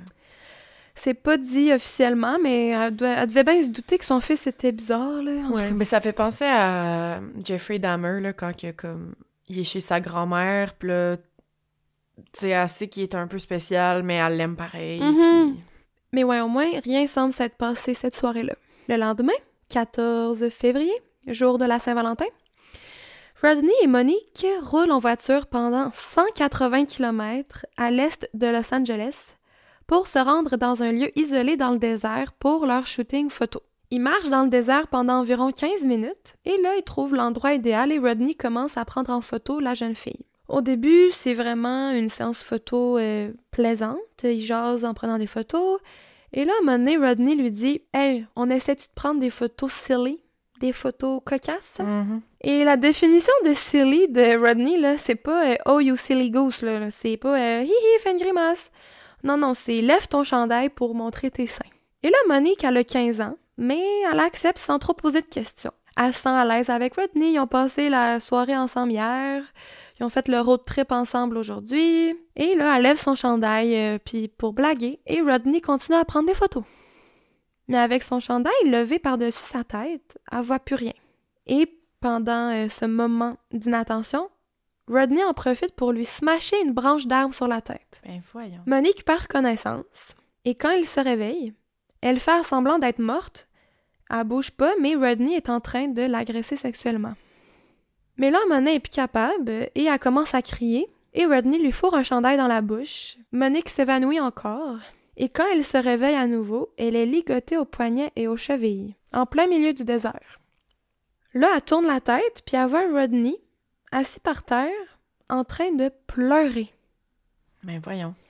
Aucune idée pourquoi, mais il sanglote comme un gros bébé, là. Peut-être qu'il pleure après chacun de ses meurtres, je sais pas, mais il pensait qu'elle était morte, il pensait qu'il l'avait tuée, puis là, il était en train de pleurer à côté d'elle. Est-ce que c'est À creepy, chaudes larmes, là? c'est tellement creepy. Aïe, aïe. Et là, Monique, du haut de ses 15 ans, elle a la meilleure répartie ever, le meilleur instinct. Elle veut dire tout gentiment « veux-tu qu'on retourne chez ta maman? Je suis un peu gênée là, de ce qui vient d'arriver, hein? On a un peu exagéré. Veux-tu juste rien dire aux autres, puis on retourne chez ta mère, puis on fait comme si de rien n'était? » Elle fait comme si tout ça était consensuel, normal, puis que là, ben, ça serait le temps de retourner à la maison. Mhm. Elle est comme « Oupsie, Bravo. on a couché ensemble, je suis gênée, dis-le pas à mes parents, s'il te plaît. » Et en faisant ça, elle gagne la confiance de Rodney, puis Rodney fait juste renifler, suer ses larmes, puis il est comme « Ok, retournons chez ma mère. » Excuse-moi, c'est terrible. Mais bravo, pour vrai. C'est un bon réflexe, là. Vraiment. Parce que si elle avait juste hurlé en disant genre « Tue-moi pas, s'il te plaît, oh my God », en paniquant, ben Rodney l'aurait probablement tué en réalisant la gravité de la situation. Ben oui, parce qu'il pensait qu'il l'avait Ouais. déjà fait, tu sais. Crime, il a quand même fait beaucoup de survivants, là, de survivantes, là. Ouais, il est quand même messy dans ses crimes, là. Il est pas très méticuleux. Fait que là, les deux retournent ensemble dans l'auto, et Monique, elle reste calme, elle dit rien. Et ils roulent en silence dans le désert. Elle devait paniquer, là. Oh my God. Et là, à un moment donné, Rodney s'arrête à une station-service. Naïf ou complètement dupe, Rodney, il sort de l'auto s'acheter quelque chose au dépanneur, genre, ou aller aux toilettes. Mais à la seconde où Rodney est plus dans le champ de vision de Monique, l'ado sprinte jusqu'à un motel en face du dépanneur, puis là, elle hurle d'appeler la police. Quelle cave, mais en même temps, une chance. Là, Rodney revient à la voiture, dupé, et réalise que Monique est partie. Mais au lieu de prendre la fuite et quitter la ville, il décide juste de retourner chez sa mère, comme si de rien n'était. Peut-être qu'il se dit « Ah, elle est partie, mais elle veut rien dire. » Je sais pas trop. Mais ça va pas prendre beaucoup de temps que les policiers se rendent jusqu'à la résidence de la mère de Rodney, et ils l'arrêtent. Rodney dit que la relation sexuelle avec Monique était consensuelle, mais qu'il a laissé ses pulsions prendre le dessus puis que ça l'a dégénéré. Mais Monique, elle a 15 ans. Elle peut pas donner son consentement. Fait que là, il avoue comme à moitié. Peut-être qu'il espère que les accusations se limitent à ce cas-là précisément ou à juste ça. Et ça a un peu fonctionné. Il admet les charges de voies de fait et agression sexuelle sur mineurs. Et là, tu me dis, OK, jamais 203. La troisième fois, c'est la bonne, là. On l'enferme pour toujours. Ça fait 3 fois qu'il récidive et qu'il agresse sexuellement des mineurs puis qu'il se fait pogner, là. Il y a Talé Shapiro, Julie, puis Monique, là. Tu sais? Mais non! Ben non, c'est sûr, voyons donc. Quelle surprise. Puis tu sais, malgré qu'il a tué 6 femmes, ça, c'est aucunement encore relié à Rodney. C'est Fait que ça, là, on on a le sait juste pas. ces charges de voies de fait sur mineurs et agression sur mineurs, là. Et en attendant sa sentence, Rodney est en prison, mais un juge met sa caution à seulement 10 000 $ pour un criminel récidiviste dangereux qui attaque et viole des enfants. Pourquoi mettre une caution là-dessus, puis pourquoi juste de 10 000 $? Ouais, ben à cette époque-là, c'est sûr ça doit être un peu plus quand même, c'était beaucoup d'argent, mais c'est juste que Mais c'est pas une tant que caution. ça, là. Non. Puis c'est pas une caution qu'il aurait dû mettre anyway, là. C'est de l'enfermer, calique, là. Non. Pas tant que ça parce que sa mère paie tout de suite la caution et Rodney est libéré en attendant son Super. procès. Et durant ces 6 mois de liberté, Rodney va tuer encore. Genre, il a prouvé là, qu'il se réhabilitait pas et qu'il récidivait. À peine 1 mois après sa remise en liberté en attendant son procès, Rodney tue une jeune femme du nom de Jill Parenteau, 21 ans. Une deuxième Jill, là, mêlez-vous pas. Le 14 juin 79, le corps de Jill Parenteau est retrouvé dans son propre appartement. On trouve des traces d'entrée par effraction. On pense que Rodney serait entré par une fenêtre qu'il aurait dévissée avec un tournevis. Tu sais, t'es même plus en sécurité dans ton propre appartement, là. Les portes barrées pis tout, là, tu sais. Le corps de Jill est encore une fois placé de manière vulgaire.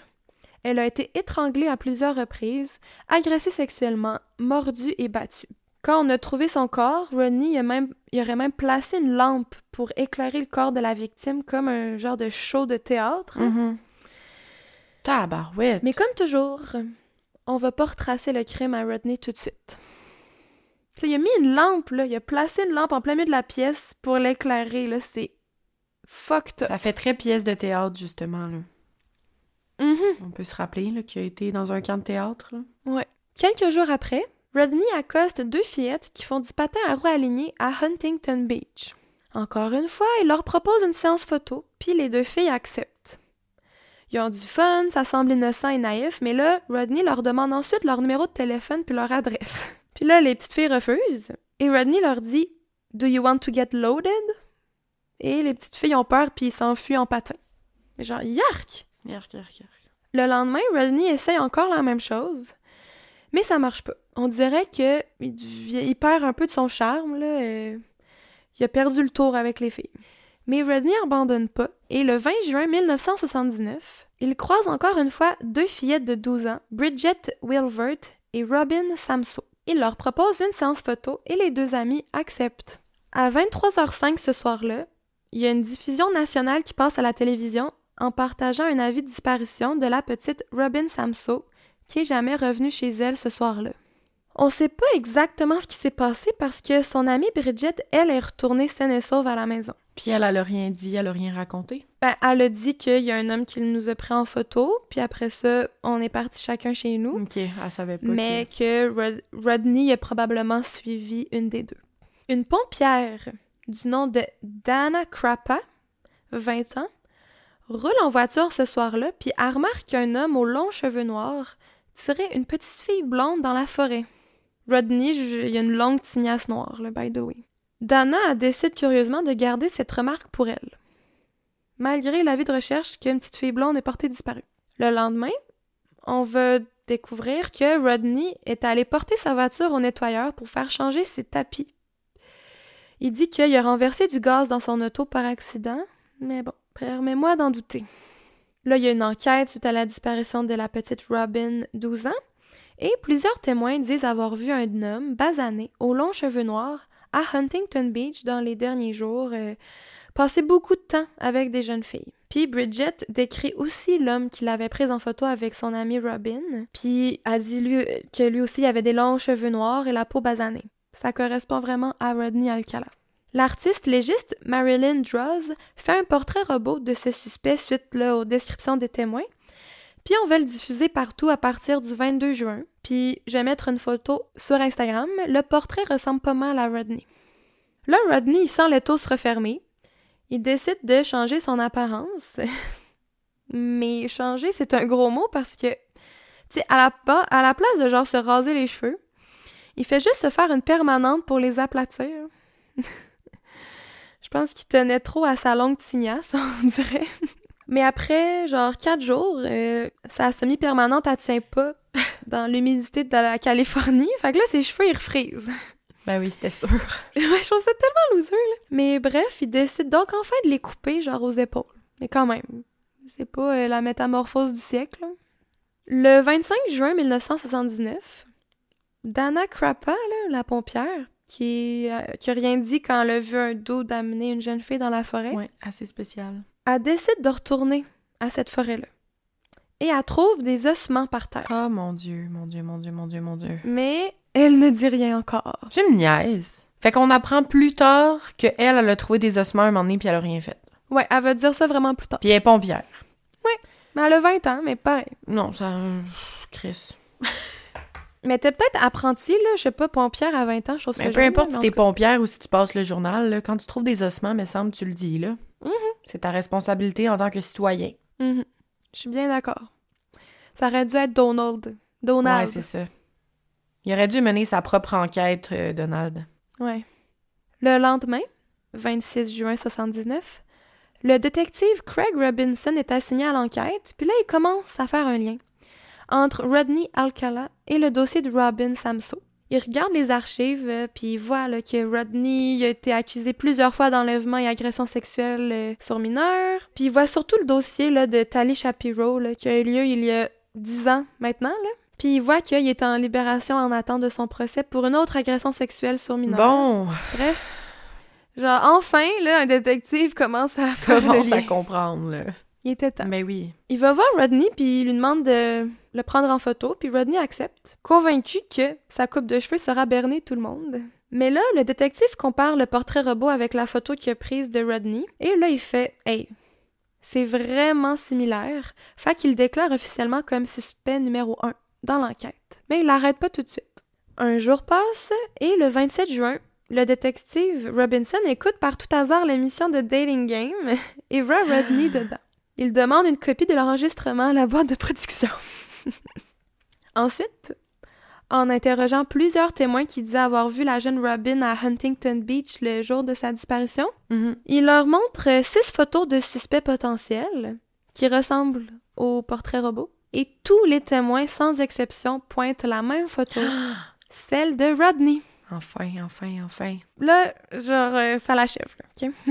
Ben, pas que je t'en ai t'écouter, mais j'ai hâte qu'il se fasse pogner sacrément. Genre, ça a pas Ouais, de bon parce que sens, là, ça fait là. 10 ans là, qu'il tue du monde, là, tu sais. Pendant ce temps, notre chère pompière Dana travaille dans le coin proche là, de où elle a trouvé les ossements, puis elle prend une marche dans la forêt avec un collègue, puis il marche proche des ossements que Dana l'avait vus. Puis là, son collègue, il voit un os à terre, il le prend, puis il niaise avec, puis il lance sur Dana. Genre, il fait « Hey, check, un animal est peut-être mort », puis là, il lui lance l'os dessus. Voyons, les pompiers de ce quartier-là. Qu'est-ce que c'est ça, tabarnak? Mais j'avoue, tu sais, je vois un os à terre, je pense peut-être que c'est l'os d'un animal Oui, avant mais un même humain. si c'est l'os d'un animal, tu joues pas avec, là, tu le lances pas sur quelqu'un, là. Ouais.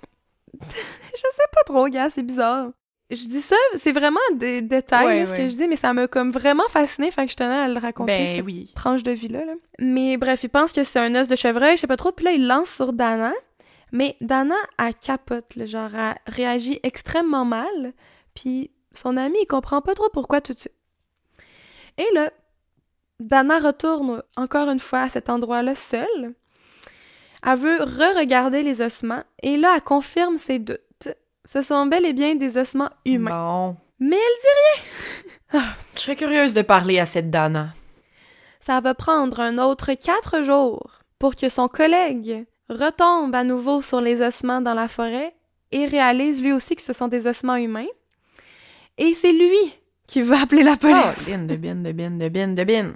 Le 6 juillet 79, on va identifier les ossements comme étant ceux de la petite Robin Samso, 12 ans, qui a été étranglée et laissée décomposer dans la forêt. Terrible. En juillet toujours, Rodney se prend une unité de rangement, donc un storage unit, à Seattle, pour une raison obscure. On est en Californie, je rappelle. Il annonce ensuite à sa famille qu'il prévoit déménager au Texas. Là, on se doute que Rodney commence à préparer sa fuite. Il planifie de s'échapper, puis peut-être qu'il mentait à sa famille en disant qu'il s'en allait au Texas, mais il comptait plutôt déménager à Seattle là, à cause de son storage unit. Mais heureusement, avant qu'il s'en aille, les détectives ont amassé assez de preuves pour obtenir un mandat de perquisition pour fouiller la maison et la voiture de Rodney Alcala. Thank God. Et ça prendra vraiment peu de temps pour que les policiers trouvent assez de preuves pour arrêter Rodney Alcala pour le meurtre de Robin Samso. Seulement pour l'instant. Ils trouvent dans sa chambre des menottes, des cordes, des magazines porno, des bobettes roses avec du scotch tape dessus et 1200 négatifs de photos de femmes et de jeunes filles. 1200. Puis ça, on s'entend là, que genre cette découverte-là, c'est moins pire que la première découverte qu'on a faite, où est-ce qu'il y avait une fille sur le sol dans une mare de sang, et ainsi que plein de photos. Oui, je sais. Genre, comment tu peux catcher là qu'il se passe quelque chose, mais t'es pas catché avant? À cause que par miracle, elle a survécu, ça le fait en sorte qu'il soit à peine enfermé en prison. Genre, c'est quoi, fallait qu'elle soit morte? C'est ça. Ça a pris beaucoup trop de temps. Il y a des failles dans Oui, c'est un plein échec de départements majeur, là. de corps de métier là, dans cette histoire-là. Il trouve aussi une perruque noire dans les affaires de Rodney. Puis ça m'a quand même fait rire parce que il a déjà les cheveux noirs, fait que genre, pourquoi il y avait une perruque noire? Je sais pas trop. Bon, là, on l'emprisonne en attente de ce procès-là. En plus là, du procès de voie de fait et agression sexuelle sur Monique Hoyt. Et cette fois-ci, le juge met sa caution à 250 000 $. Genre, oui, c'est mieux. Mais pourquoi tu mets une caution, mais en pas, là? Genre, pourquoi? En tout cas, pourquoi prendre le risque qu'il puisse être libéré sous caution quand on le sait que dès qu'il est libéré, il tue? Mais heureusement, ce coup-ci, il n'a pas pu la payer. Bon, le dossier des procureurs de l'État est pas super solide, là. Des témoins oculaires puis des sextoys trouvés dans sa chambre. Mais une erreur fondamentale commise par Rodney va clouer son clou dans le cercueil. En prison, Rodney n'a pas l'air d'avoir réalisé que les appels étaient sous écoute. Et à un moment donné, il a appelé sa sœur pour lui dire, en espagnol, d'aller vider son unité de rangement à Seattle. Mais l'espagnol, c'est la deuxième langue la plus parlée aux États-Unis, là. Clairement, quelqu'un du LAPD parle espagnol. Donc là, on le pogne en train de dire ça à sa sœur et on va fouiller ce fameux storage unit le 26 juillet 1979. Le sergent McCarlane et le détective Robinson trouvent dans cette unité de rangement des pochettes avec des tonnes de bijoux de femmes, surtout des boucles d'oreilles. On va relier toutes les boucles d'oreilles à des victimes, mais il y a une paire encore à ce jour non identifiée, ce qui est très inquiétant. On trouve 2000 photos, dont une où il était écrit dessus « Tally Rape ». Donc, je vous laisse imaginer c'était quoi la photo. Tally Shapiro. Les 2000 photos, ce sont toutes des portraits de femmes. On y voit les victimes que j'ai précédemment mentionnées, mais tellement d'autres aussi. Sont extrêmement creepy. On dirait des photos prises durant les derniers moments de ces femmes-là avant de se faire attaquer. Et la quantité astronomique de photos trouvées insinue clairement qu'il a fait plus de victimes qu'on pense. Et là, c'est là que j'ai décidé de couper beaucoup d'affaires de l'histoire parce qu'on va embarquer dans...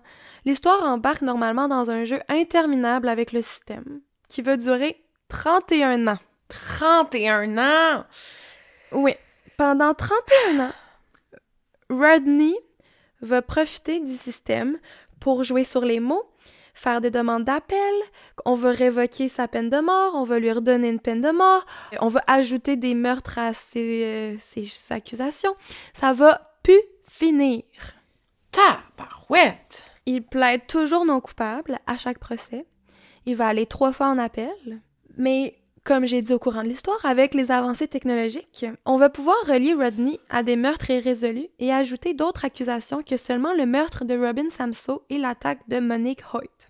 En 2003, on va réussir à faire adopter une motion pour combiner 5 dossiers de meurtre pour en faire un seul gros procès. Celui de Robin Samsoe, 12 ans, Jill Barcombe, 18 ans, Georgia Wickstead, 27 ans, Charlotte Lamb, 31 ans, et Jill Parento, 21 ans. Parce que je pense qu'une fois, il a été accusé, condamné à mort pour le meurtre seulement de Robin. Et là, après ça, on va révoquer sa peine de mort parce que sur des technicalités, là, mettons que l'État, le procureur, avait mentionné son antécédent de prédateur sexuel. Puis là, il va aller en appel en disant que ça l'a biaisé le jury en mentionnant ses antécédents. Fallait juste le condamner pour le crime de Robin. Bref, Ouais, je comprends. Au total, il va recevoir 3 peines de mort, OK? Genre, même s'il réussissait toujours à les overturn, ça finissait tout le temps qu'il en recevait une autre, OK?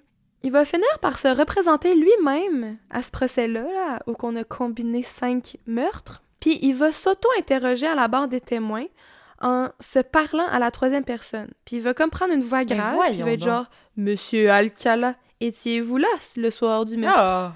Non, Monsieur Alcala, je n'étais pas là le soir du meurtre. » Fucking n'importe creepy, quoi. là. Et genre, centré sur lui-même, là. Et me semble qu'une fois, c'est une des preuves, c'était les boucles d'oreilles d'une des victimes trouvées dans son storage unit. Puis là, il va dire « Non, sont à moi, les boucles d'oreilles. J'ai porté même pendant l'émission de Dating Game, ces boucles d'oreilles-là. » Genre... Puis clairement, t'écoutes l'émission, puis il n'y a pas ces boucles d'oreilles-là, là, tu sais, il dit n'importe quoi. Ça va seulement se conclure en 2010, après avoir terrorisé des jeunes filles, les violer, les battre, les tuer, de 1968 à 1979. Rodney Alcala sera officiellement reconnu coupable du meurtre des 5 femmes et filles que j'ai nommées, et il va recevoir la peine de mort. La Cour va décider de cesser les accusations contre Rodney dans le futur en raison de son statut de prisonnier sur le couloir de la mort. Fait que là, tu sais, il y a comme avec les avancées technologiques, on peut le relier à d'autres crimes, mais on décide de pas formellement le réaccuser parce qu'il est déjà condamné à mort, puis ça va comme juste faire perdre le temps à tout le monde. Mais en janvier 2011, à cause qu'on en a trouvé trop, on a décidé quand même de l'accuser des meurtres de Helen Hoover et Cornelia Creeley. Fait qu'on a juste laissé faire la décision de la Cour. On a dit non, c'est trop important de le relier à d'autres crimes. Tu sais, pourtant, là, pour Aileen Wuornos, là, ils ont compté le nombre de personnes. Ils ont donné plusieurs peines de mort. Ils ont pas dit comment non, ça sert à rien. Il y en a déjà une, là. Mm-hmm. On va divulguer une centaine de photos de femmes prises par Rodney au public, non identifiées. 21 femmes se sont reconnues, puis ils ont appelé pour s'identifier. Ils ont dit « Oui, c'est moi, puis je t'envie, c'est beau. » Et 6 familles reconnaissent parmi les photos une de leurs proches dont le meurtre est irrésolu ou que les femmes sont encore portées disparues à ce jour. Une d'entre elles est Pamela Lamson, que j'ai mentionné plus tôt, disparue après s'être fait proposer une séance photo avec un homme mystérieux. Et là, les autorités sont 100% convaincues que Rodney est son assassin, mais aucune accusation officielle a été déposée. Une autre photo est Christine Thornton, qui a été disparue en 1977, mais dont le corps a été retrouvé seulement en 1982. Encore une fois, on est très confiant que Rodney est le meurtrier, parce qu'on a retrouvé une photo d'elle dans ses affaires. En 2016, Rodney va être interrogé pour le meurtre de Christine Thornton, mais il nie tout. Il admet l'avoir prise en photo sur sa moto dans le désert. C'est ça la photo qu'on a retrouvée dans ses affaires, c'est Christine sur une moto dans le désert. Mais il dit qu'il l'a pas tuée. Mais bon, il sera encore une fois pas formellement accusé, mais on sait que c'est lui qui l'a tué. Il reste des centaines de femmes sur les photos qui ont toujours pas été identifiées. Et il y a un lien, là, je sais pas si c'est le FBI, là, mais il y a un lien toujours actif avec toutes les photos de femmes non identifiées. Puis je vais mettre le lien en description si vous voulez aller voir, là, ça fout les jetons. C'est probablement qu'il a pas tué 400 personnes, là. Ouais, mais il y en a clairement là-dedans. Certainement, il y en a quelques-unes là-dedans, là. Ouais. Surtout s'il avoue pas, là, c'est sûr que le nombre est beaucoup plus grand qu'on pense. On attribue au Dating Game Killer un total de 8 victimes officielles, sans compter les survivantes, Tali, Monique, etc. Mais les enquêteurs vont jusqu'à dire que son vrai nombre de victimes est plus de 130. Finalement, Rodney Alcala meurt d'une crise cardiaque en prison le 24 juillet 2021 à 77 ans. Autant avant qu'après sa mort, il y a encore plusieurs femmes qui vont de l'avant pour partager leur expérience traumatisante avec Rodney quand elles étaient jeunes, ce qui solidifie encore plus la théorie qu'il a fait beaucoup plus de victimes qu'on pense. L'histoire de Rodney Alcala montre un échec des forces de l'ordre, du système de justice et du système de libération conditionnelle. Il a échappé à l'emprisonnement plusieurs fois, même étant un récidiviste connu des autorités. Si on lui avait donné une sentence digne de sa dangerosité, la plupart de ses victimes seraient toujours vivantes, peut-être même encore aujourd'hui. Ouais, c'est clair. S'il avait été arrêté dès le début, là, ça l'aurait tellement sauvé beaucoup de gens. Là. Et voilà, c'était l'histoire du Dating Game Killer. C'était frustrant comme histoire, my God. Oui, j'en reviens pas. Genre, ça fait longtemps qu'on a fait une histoire que c'est autant frustrant, genre qu'on a l'impression que les policiers, les enquêteurs, personne ne fait rien, genre. Oui. Mais bravo, my God. Décourageant. C'était encore une fois un super épisode. Super bien recherché, raconté, tout cela. Je suis fru. En ce moment, c'est ça ma seule réaction. Je suis genre... Comment ça a pu être aussi long? Je pense que je vais écouter le film avec Anna Kendrick. Ouais, ben je le recommande, puis... Tu sais, ça skip beaucoup de crimes, là, puis ça l'invente aussi un peu des affaires, mais le film reste vraiment bon. Ouais, Faut juste pas prendre ça comme un documentaire. Non, c'est ça. Damn! Fait qu'Anna Kendrick, dans le fond, est une true crime lover, là, si elle a décidé de réaliser un film. Ouais, peut-être. Elle joue Cheryl Bradshaw. Ben, merci beaucoup pour ton épisode. C'était super bon, même si c'était super frustrant. J'espère que vous avez tous aimé. Ouais, merci de m'avoir écouté. Oui, je vous recommande d'écouter le film sur Netflix ou ailleurs.